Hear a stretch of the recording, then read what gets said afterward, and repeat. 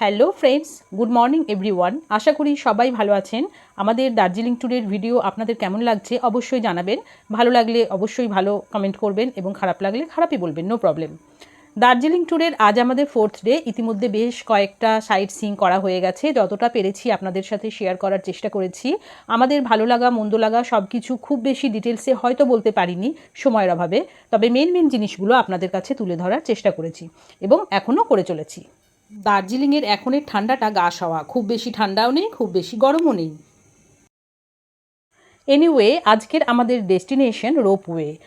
তো খুব সকালে ঘুম থেকে উঠে 8টা থেকে 9টার মধ্যে রোপওয়ে আসতে হবে। দার্জিলিংয়ে আসা কেউ রোপওয়ে মিস করতে চায় না, তাই এখানে খুব ভিড় এবং লম্বা লাইন হয়। সকাল সকাল 8টা থেকে লাইনে দাঁড়াতে হবে টিকিট কাটতে।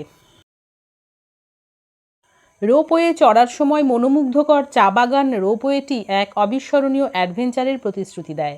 আপনি যদি দার্জিলিং ভ্রমণের পরিকল্পনা করেন তাহলে ভ্রমণ পথে এটি অন্তর্ভুক্ত করতে ভুলবেন না, এই মনোমুগ্ধকর গন্তব্যের চিরস্থায়ী স্মৃতি তৈরি করার জন্য।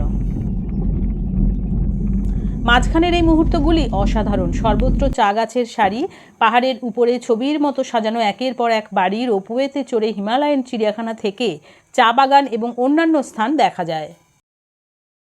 রোপওয়েটি যেখানে নামাবে সেখানে কিছু খাবারের দোকান আছে। চা বাগানে যান, যত খুশি ছবি তুলুন, তারপর ফিরে এসে আবার দার্জিলিং কেবল কারের জন্য লাইনে দাঁড়ান।